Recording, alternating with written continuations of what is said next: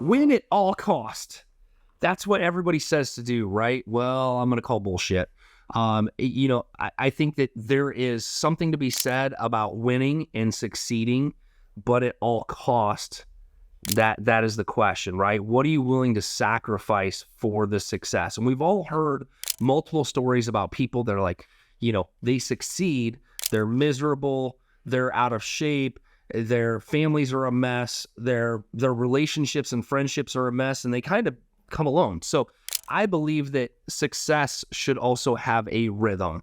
And, I got to experience this firsthand. I believe that my dad had success, but I think that he sacrificed his health at the cost of success.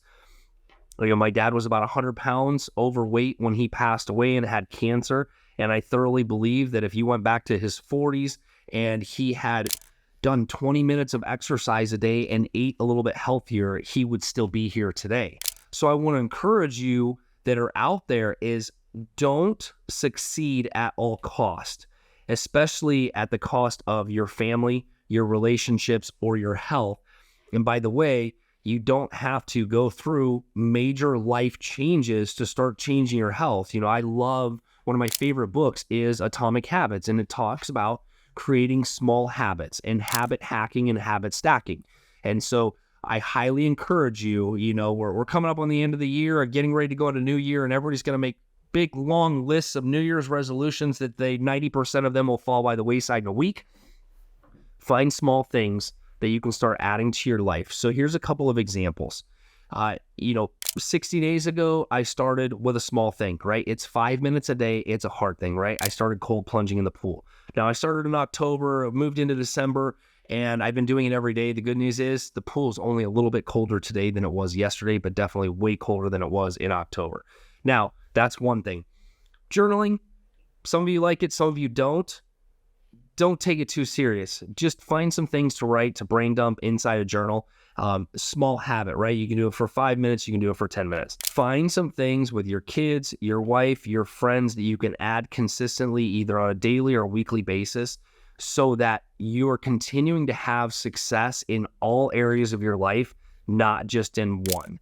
You don't want to have great success with your kids, but you're not working or you're shifting your responsibilities. So try to find those things that you believe when you lay your head down on the pillow at night, you can A, be proud of yourself, and two, since I'm going off order, A and number two, you can think back and go, yes, my day was successful because all of these things are in rhythm and I'm enjoying this version of success. And keep in mind, the third point, define your version of success. Everybody's is different. Some people want to fly private. Some people want to own the jet. I'm not one of those. I could care less either way. Sure, it's fun to fly private, and I'm sure it would be fun to own a jet. Define your success. Now, your successes will change. Your definition of it will change as time goes on. Find the things that define your success now and continue to move that forward rather than living in this version of yourself that is sacrificing your health for money.